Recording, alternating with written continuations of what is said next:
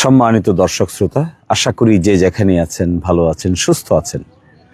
আমি এখন দাঁড়িয়ে আছি চিতলিয়া গ্রাম। এই চিতলিয়া গ্রাম পড়েছে সরমঙ্গল ইউনিয়নের। এই চিতলিয়া গ্রাম একটি ঐতিহ্যবাহী গ্রাম। এই গ্রামে অক্ষয় মিনিস্টারের জন্ম হয়েছিল। আমার পাশেই আছে একটি গাছ, এই গাছকে কেন্দ্র করে পূজা অর্চনা হয়। তো আমি বিগত 2-3 দিনে বেশ কিছু অভিযোগ পেয়েছি যে কোনো গ্রামে কোনো ব্যক্তিবর্গ কোথাও রাজনৈতিক পরিচয়ে, কোথাও সামাজিক পরিচয়ে এক ধরনের সাম্প্রদায়িক চেতনাকে জাগ্রত করার জন্য চেষ্টা করছেন। এই চেতনাগুলো কেমন? কোথাও ধমকের সুরে, কোথাও কেউ বলছেন যে অমুকরে ভোট দিলে আপনারা এই দেশে থাকতে পারবেন না। কোথাও আমার কাছে অভিযোগ এসেছে যে অমুকরে ভোট দিবেন, তিনি তো আপনাদেরকে বাংলাদেশ থেকে তাড়িয়ে দিবে, ভারতে তাড়িয়ে দিবে। এই ধরনের কথা আমার কাছে অনেক গুরুত্বপূর্ণ ব্যক্তিবর্গ অভিযোগ করেছেন। কোথাও গ্রামবাসীও অভিযোগ করেছেন। তো আমি খুবই অবাক হয়ে, আসলে আমি ব্যক্তিগতভাবে কোনো প্রশ্নের বা এই ধরনের কথার জবাব কখনো আমি মানুষকে দেই না, কিন্তু একটা কথা আমি আপনাদের কাছে স্পষ্ট করতে চাই। এই দিরাইশাল্লায় এই যে একটা সাম্প্রদায়িক চেতনার কথা জাগিয়ে তুলতে চাচ্ছেন, কেন বলেন তো? এই চেতনা জাগিয়ে তুলে কি পাওয়া যাবে? কি বা পেতে চান? কারা পেতে চান? এই চেতনাটা জাগিয়ে তুললে আপনার লাভ কি? আপনাদের লাভ কি? এই যে একটা পরিবেশ তৈরি করার চেষ্টা করা হয় বা হচ্ছে, আমি তো মনে করি এটা বড় ধরনের অন্যায়। দিরাইশাল্লার মানুষ মিলেমিশে বসবাস করে, কেউ কাউকে তাড়িয়ে দিবে, এক জায়গা থেকে আরেক জায়গায় সরিয়ে দিবে। কি হাস্যকর যুক্তি! এই হাস্যকর যুক্তিও আপনারা উপস্থাপন করতে পারেন? এটি হয়? এটি কোনো রাজনীতি? এটি হতে পারে না। যারা হিন্দু গ্রামগুলোতে বসবাস করেন, একটি কথা আমি আপনাদেরকে স্পষ্ট করে বলছি, আপনাদের জমি, আপনাদের বাড়ি, আপনাদের ঘর, কোনো সরকারের, কোনো ব্যক্তির, কোনো রাজনৈতিক দলের কোনো ক্ষমতা বা অধিকার নেই আপনাদেরকে এই দেশ থেকে সরিয়ে দিবে, এই দেশ থেকে তাড়িয়ে দিবে, কিংবা এই দেশে আপনারা বসবাস করবেন আপনার অধিকার নিয়ে চিনিমিনি খেলবে। কোনো সরকার, কোনো ব্যক্তি, কোনো রাজনৈতিক দলের পক্ষে এটা কোনো দিন সম্ভব নয়।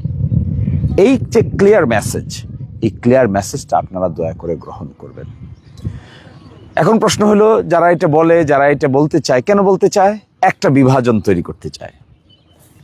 হয়তো অন্য কোনো জায়গায় কনফিডেন্সের অভাব আছে, সেই জন্য এটাকে কেন্দ্র করে একটা কনফিডেন্স বিল্ড আপ করতে চায়। হয়তো কোনো না কোনো জায়গা থেকে এই কথা বললে কিংবা এই কাজ করলে মনে মনে হয়তো ভাবে যে কিছুটা হলেও রাজনৈতিক ফায়দা হবে। প্রকৃত অর্থে হবে না। দিরাইশাল্লার মানুষ আর এত বোকা নাই। এই সাম্প্রদায়িকতার বিষ বাষ্প মানুষের মনে জাগিয়ে তুলতে পারবেন না, এটা পসিবল না। কেউ এই লাইনে হাঁটবেন না। আমি তো কোনোদিন কাউকে সাম্প্রদায়িকতার বিষ বাষ্প জাগিয়ে তোলার বক্তব্য কোনোদিনই আমি দেই না, কোনো দিনই দেব না, কোনো দিনেই তো আমি এই প্রশ্নের উত্থাপন করিনি। তাহলে আপনারা যারা এই প্রশ্নের উত্থাপন করছেন, নিশ্চয়ই আপনাদের মনের অগোচরে ভিন্ন একটা এজেন্ডা আছে। ওই এজেন্ডাটা মানুষকে খুলে বলেন। কি সেই এজেন্ডা? ভোট কামাই করবেন এভাবে? এটা নিয়ম। আইনেও তো বাধা আছে। ধর্মের ভিত্তিতে, বর্ণের ভিত্তিতে আপনি এই ধরনের কথা বলতে পারেন না, আপনারা বলতে পারেন না, আমিও বলতে পারি না, আমিও বলবো না।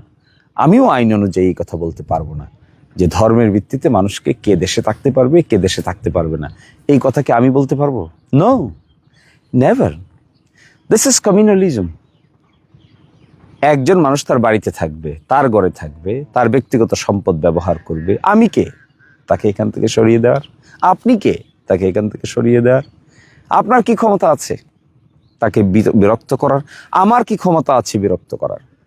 তাহলে এই প্রশ্নের উত্থাপন করার মিনিং কি? ডিপ মিনিং কি? ডিপ মিনিং হলো বিভক্তি। ওই বিভক্তির জায়গা হল লাভকার, লোকসানকার। এটা হিসাব করে দেখবেন, আপনারাই বুঝতে পারবেন। Message is clear. এই দিরাইশাল্লায় আমরা, আপনারা সকলেই মালিক। কেউ কাউকে তাড়ানোর যোগ্যতা রাখে না।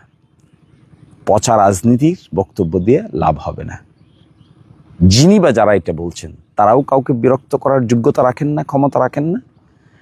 আমিও যদি এই কথা বলে থাকি, আমিও আসলে কোনো ক্ষমতা রাখি না, কোনো যোগ্যতা রাখি না।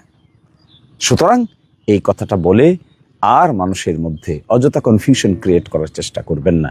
আশা করব সকলেই নির্বাচনের জন্য একটা সুস্থ পরিবেশের জন্ম দিব আমরা, যেখানে যে যাকে ইচ্ছা যেভাবে ইচ্ছা ভোটাধিকার প্রয়োগ করবে।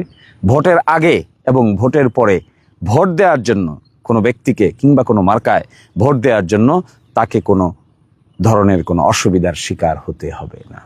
এটাও শুনেছি আমি কোথাওকে বলা হচ্ছে নির্বাচনের পরে কি হবে। আরে নির্বাচনের পরে কি হবে? নির্বাচনের পরে সকলেই দেশে থাকবে, নির্বাচনের পরে সকলেই তাদের মালিকানা বুঝে পাবে, নির্বাচনের পরে সকলেই দিরাইশাল্লার নাগরিক হবে, সকলেই তার অধিকার নিয়ে বেঁচে থাকবে। নির্বাচনের পরে কি হবে মানে? নির্বাচনকে আমার আপনার বাবা সম্পদ। নির্বাচনের পরে দেশে দেশ থাকবে, মানুষ থাকবে, হিন্দু জনগোষ্ঠী বসবাস করবে, মুসলিম জনগোষ্ঠী মুসলিম পরিবারে তাদের গ্রামে বসবাস করবে। কি হবে? আর কি হবে? আর কি করার আছে এখানে? আর কি করবেন? স্বস্তি, সমৃদ্ধি, উন্নয়ন, এগুলার রাজনীতি করতে হবে, সাম্প্রদায়িক বিশ্বাসের নয়। এটা bad message, not a good message. Thank you, সকলকে অসংখ্য ধন্যবাদ।